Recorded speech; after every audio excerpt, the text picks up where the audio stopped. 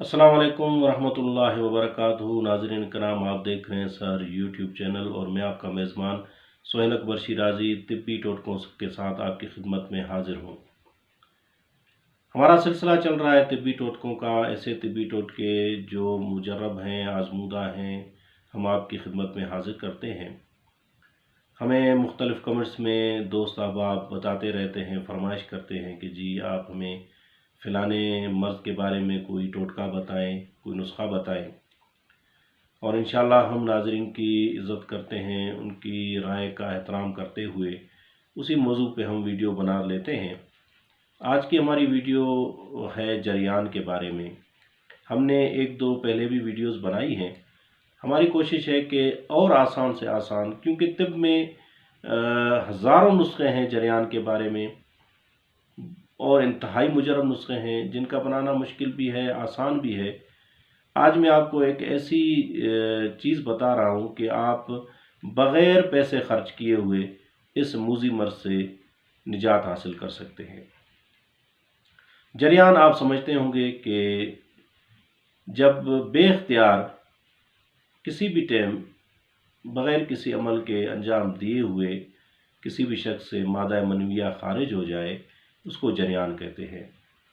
क्योंकि गलत कारियों की वजह से या गर्म चीज़ों के इस्तेमाल करने की वजह से या कब्ज़ की वजह से ये मर्ज़ पैदा हो जाता है और ये मर्ज़ एक दफ़ा लग जाए तो मुश्किल से ही इससे इंसान जान छुड़ा पाता है। ख़ासकर आजकल की हमारी नौजवान नस्ल इसमें ज़्यादा मुब्तला है। पहले हमें जरियान को समझना चाहिए कि हमें जरियान किन चीज़ों से हुआ है। सबसे पहले हम उन चीज़ों से परहेज़ करें, उन चीज़ों को हमें छोड़ देना चाहिए। अल्लाह के हुजूर हमें तौबा करनी चाहिए। अगर हम बेराह रवी से इस मर्ज़ में मुब्तला हुए हैं तो अपने अल्लाह पाक की बारगाह में, रब्बुल आलमीन की बारगाह में हमें तौबा करनी चाहिए और हमें जो है उससे मग़फ़रत मांगनी चाहिए। और इसकी बेहतरीन मग़फ़रत और तौबा का ज़रिया है नमाज। आप जब नमाज की पाबंदी करेंगे तो इंशाअल्लाह आप बहुत से अमराज से शफ़ायाब हो जाएंगे, बहुत से अमराज आपकी जान छोड़ देंगे। तो जरियान एक ऐसा मर्ज़ है कि ये इंसान को अंदर से खोखला करके रख देता है। इसमें लाजमी नहीं है कि सिर्फ जवान ही मुब्तला हो, इसमें बुज़ुर्ग भी मुब्तला हो सकते हैं, नौजवान भी मुब्तला हो सकते हैं। क्योंकि ये सिर्फ बेराह रवी से नहीं होता। ये बिल्कुल आप अपने जहन में बात बिठा लें, आप इसको जहन में रख लें कि ऐसा नहीं है कि जिस शख्स को भी जरियान हो तो वो बेराह रवी की गलत कारियों की वजह से उसे जरियान हुआ है। नहीं, ऐसा भी नहीं है।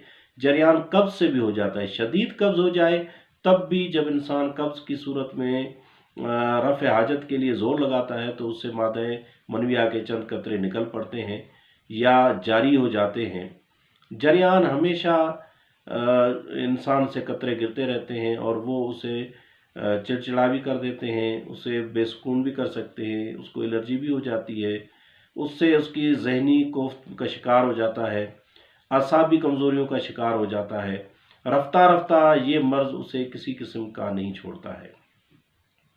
नाज़रीन किराम, हमें जो अशख़ास जरियान में मुब्तला है वो गर्म अशिया से परहेज़ कर लें, किसी भी किस्म की तुर्श चीज़ों से दूरी इख्तियार कर लें और उन्हें अपनी ग़ज़ा में ऐसी चीज़ें इस्तेमाल करनी चाहिए, फ़ास्ट फूड या जो है बर्गर्स वग़ैरह या मुख्तलिफ़ चीज़ें, बाज़ारी चीज़ों से परहेज़ करें।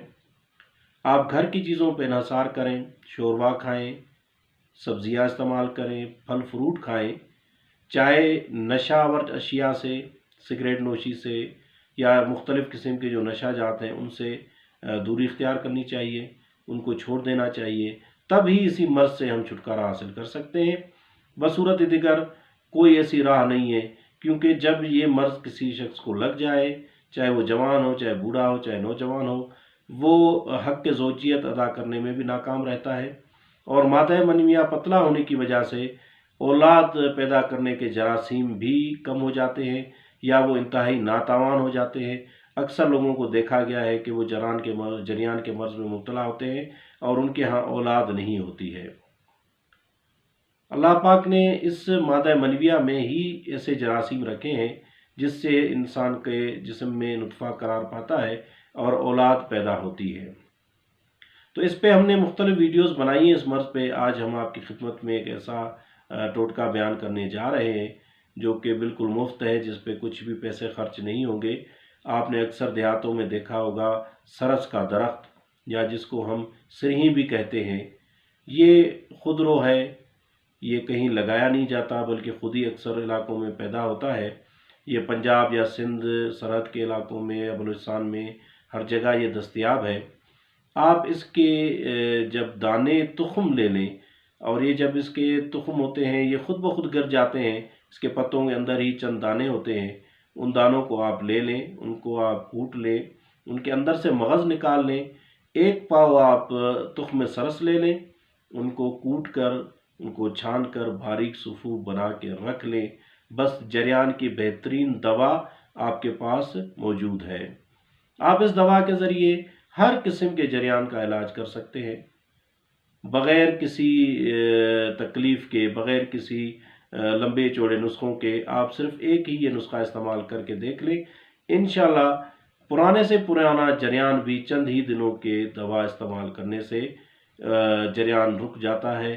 جب جریان رک جائے گا، مادہ منویہ گاڑھا ہونے لگے گا، تو امساک بھی ہوگا اور لذت بھی ہوگی، اور اولاد پیدا کرنے والے جراثیم بھی طاقتور ہوں گے، اور انشاءاللہ جن کی اولاد نہیں ہو رہی اس مرض کی وجہ سے، اللہ پاک انہیں اولاد نرینہ سے، نیک صالح اولاد سے نوازے گا۔ لیکن ناظرین کرام، ہمیشہ آپ سے ہم یہ عرض کرتے چلے آئے ہیں کہ ادویات استعمال کرتے ہوئے پرہیز انتہائی لازمی ہے۔ آپ نے ترش چیزوں سے، کھٹی چیزوں سے، گرم چیزوں سے، اور ایسے خیالات سے، ایسی محافل سے، ایسے مواد سے آپ نے دوری اختیار کرنی ہے جس کی وجہ سے آپ اس مرض میں مبتلا ہوئے ہیں۔ یہ انتہائی لازمی ہے۔ اس طرح نہیں ہے کہ آپ کوئی بھی دوائی کھاتے ہیں اور وہ کھاتے ہی آپ کو فائدہ ہوگا، نہیں۔ آپ کو دوائی کھانے کے ساتھ پرہیز کرنی پڑے گی، اور اس دوائی کے ساتھ آپ کو جو ہے ایک دن میں، 2 دن میں نہیں، بلکہ 20 دن، 25 دن، 1 مہینہ، 40 دن لگاتار آپ استعمال کریں۔ انشاءاللہ آپ اس کے وہ فوائد دیکھیں گے جو بیان کرنے سے قاصر ہے۔ تو آپ 1 چمچ صبح کو اور 1 چمچ شام کو نیم گرم دودھ کے ساتھ، یا دن میں 1 دفعہ آپ صبح یا شام جو بھی آپ استعمال کر کے آپ اس کو استعمال کر سکتے ہیں۔ نہایت ہی آسان نسخہ ہے۔ اس میں آپ ذائقے کے لیے مصری بھی ڈال سکتے ہیں، کیونکہ ہو سکتا ہے کسی کو اس کا ذائقہ پسند نہ آئے، تو آپ حسب ذائقہ اس میں مصری ڈال کے اس کو میٹھا صفوف بھی بنا سکتے ہیں۔ آپ انشاءاللہ یہ صفوف بنائیں، استعمال کریں، اور ہمیں دعاؤں میں یاد رکھیں۔ اسی کے ساتھ اپنے میزبان سہیل اکبر شیرازی کو اجازت دیجیے۔ والسلام علیکم ورحمۃ اللہ۔